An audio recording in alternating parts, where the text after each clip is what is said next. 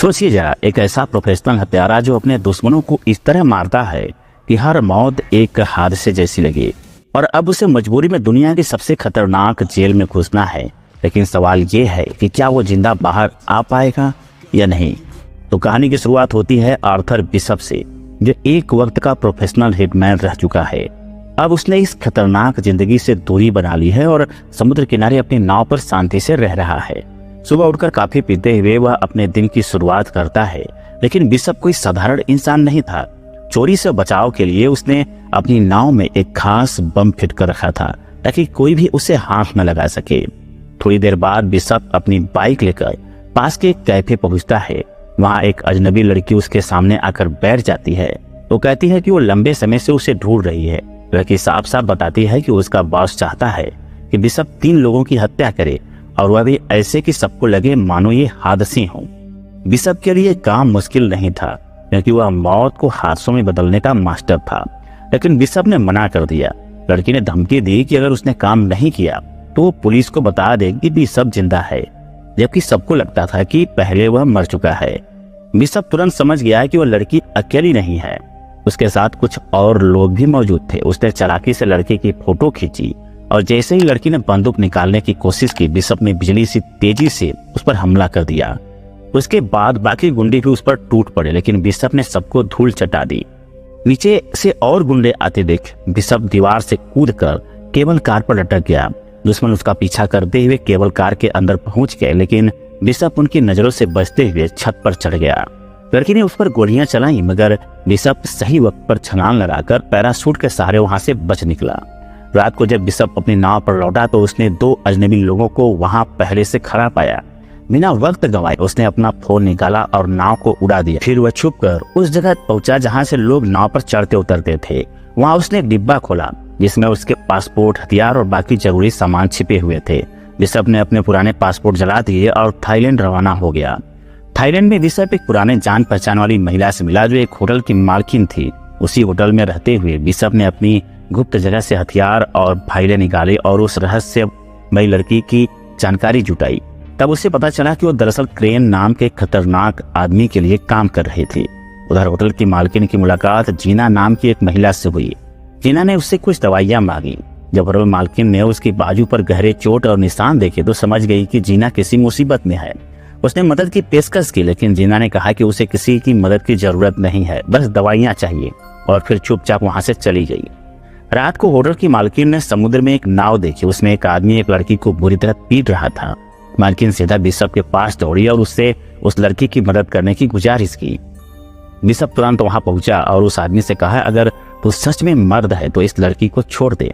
वो लड़की कोई और नहीं बल्कि जीना थी, मगर उस आदमी ने बिशप की एक नहीं सुनी और बंदूक निकाल ली। यह उसकी सबसे बड़ी गलती साबित हुई। बिशप ने उसे बेरहमी से पीटा और आखिरकार वहीं खत्म कर दिया। उसके बाद बिशप ने मालकिन से कहा कि जीना को होटल वापस ले जाए। खुद उसने नाव की तलाशी ली, जहां उसे जीना का पासपोर्ट और फोन मिला। लेकिन फोन देखकर वह चौंक गया, क्योंकि उसमें बिशप की तस्वीरें भी थी। उसने बिना देर किए नाव को उड़ा दिया और होटल लौट आया। वहां उसने जीना से सख्ती से पूछा, मेरी तस्वीरें तुम्हारे फोन में क्या कर रही हैं? क्या तुम भी क्रेन के लिए काम करती हो? जीना ने सहमी हुई आवाज में सच बताया। दरअसल क्रेन उसे धमका रहा था।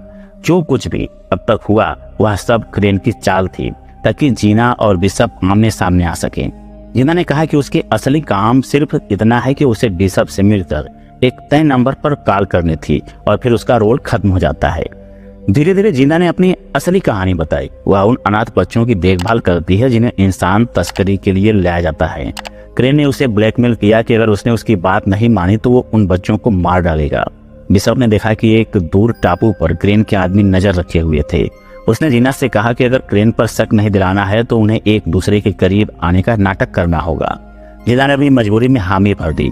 बिशप ने माफी मांगते हुए कहा कि वह उसे अपनी मुसीबत में खींच लाया है, मगर अब उनके पास यही रास्ता है। दोनों के बीच एक गहरा रिश्ता बनने लगा। बिशप ने बताया कि उसे खुशी है जीना अनाथ बच्चों की मदद करती है, क्योंकि वो खुद भी बचपन में अनाथ था। बचपन में उसे और क्रेन को एक गैंगस्टर ने खरीदा था। फर्क इतना था कि बिशप वहां से भाग निकला, लेकिन क्रेन भाग नहीं सका और उसी की कैद में पड़ा। शायद इसी वजह से क्रेन अब सबसे नफरत करता है।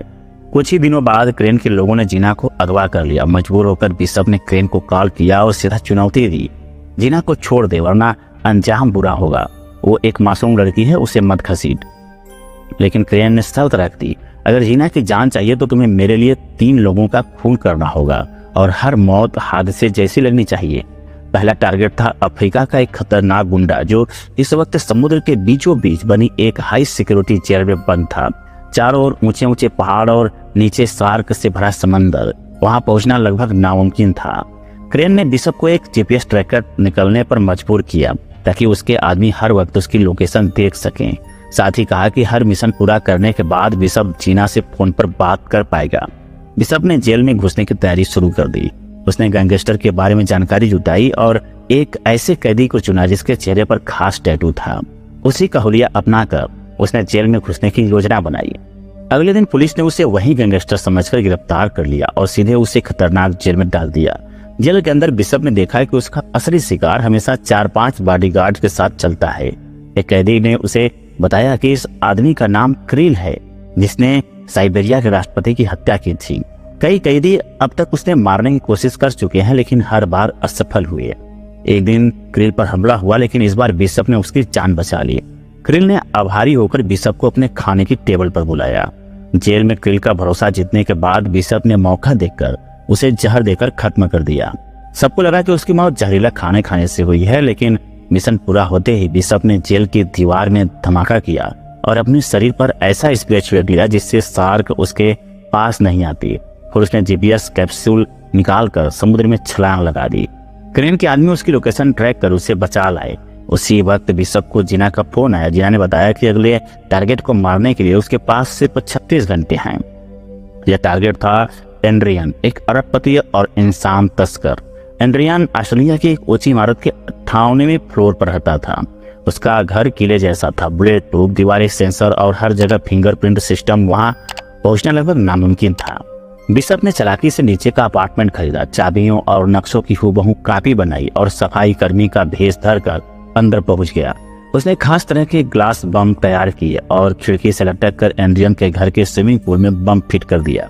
जैसे एंड्रियन नहाने आया, बिशप ने धमाका कर दिया। कांच टूटा, पुल फट गया और एंड्रियन सीधे नीचे गिरकर मारा गया। मिशन के बाद जीना ने फिर फोन किया, लेकिन इस बार उसने चालाकी से बिशप को उस नाव का नंबर दिखा दिया जिसमें वो कैद थी। बिशप फौरन हेलीकॉप्टर से वहां पहुंचा और कई गुंडों को मार गिराया। थोड़ी देर बाद क्रेन के लोगों ने उसे पकड़ लिया। क्रेन ने उसे आखिरी चेतावनी दी, इस बार तो छोड़ रहा हूं, लेकिन अगली बार कोई चाल चली तो जीना मारी जाएगी और उसकी मौत की जिम्मेदारी सिर्फ तुम्हारी होगी। अब बिशप का तीसरा और आखिरी मिशन बचा था। टारगेट था मैक्स, जो अमेरिका में पहाड़ की चोटी पर बने एक हाईटेक हथियार कारखाने में छिपा था। उस जगह पर घुसना तो जैसे मौत को न्योता देना था। बिशप के पास सिर्फ 48 घंटे थे। उसे खबर मिली कि मैक्स ने हेलीकॉप्टर मंगवाया है। बिशप ने उसी के नीचे छिपकर अंदर घुसने का प्लान बनाया। ट्रिक कामयाब रही। अंदर जाते ही उसने सारे कैमरे जाम कर दिए और पूरी बिल्डिंग में अफरा तफरी मच गई। गार्ड्स ने मैक्स को एक खास सिक्योरिटी रूम में ले गई, मगर बिशप पहले से ही उनकी चाल भांप चुका था। उसने लिफ्ट में धमाका किया और आखिरकार मैक्स तक पहुंच गया। यहाँ कहानी पलटी। बिशप ने मैक्स को मारा नहीं, बल्कि उसके साथ हाथ मिलाकर उसकी मौत का नाटक रचा। प्लान यह था कि जब क्रेन को लगेगा मैक्स मर चुका है तो वह अकेला और बेपरवाह हो जाएगा और तभी उसे खत्म करना आसान होगा। योजना के मुताबिक उन्होंने मैक्स की फर्जी मौत दिखाई। धमाके के बाद बिशप ने मैक्स को समुद्र से निकालकर एक सुरक्षित टापू पर पहुंचा दिया। फिर उसने क्रेन को कॉल किया, अब जीना को छोड़ दो। क्रेन ने सबूत मांगा और कहा कि पहले उसे मैक्स की लाश देखनी होगी। बिशप ने चालाकी से जवाब दिया कि लाश उसके सबमरीन में है। क्रेन ने अपने आदमी वहां भेजे, लेकिन बिशप पहले से ही वहां बम और हथियार फिट कर चुका था। जैसे ही क्रेन के आदमी पहुंचे, बिशप ने उन्हें गोलियों से भून डाला। ये सब क्रेन अपने कैमरों में देख रहा था। बिशप अब सीधे क्रेन की यार्ड पर पहुंचा।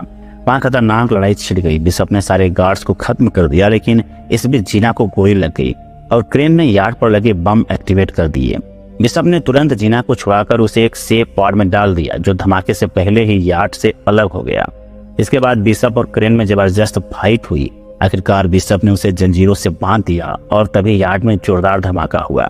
जीना तो बच गई, लेकिन सबको लगा कि बिशप मर गया। कुछ समय बाद जीना अपने बच्चों के साथ थी, तभी अचानक उसकी आंखों के सामने बिशप खड़ा था।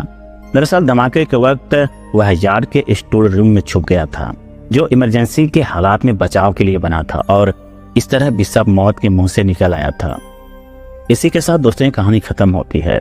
अगर ये कहानी आपको पसंद आई हो, ये वीडियो आपको पसंद है तो वीडियो को लाइक करें, चैनल को सब्सक्राइब करें, बेल आइकन दबाना ना भूलें ताकि आने वाली हर एक वीडियो का नोटिफिकेशन आप तक पहुंचती रहे। मिलते हैं अगले वीडियो में, तब तक के लिए आप अपना ध्यान रखें।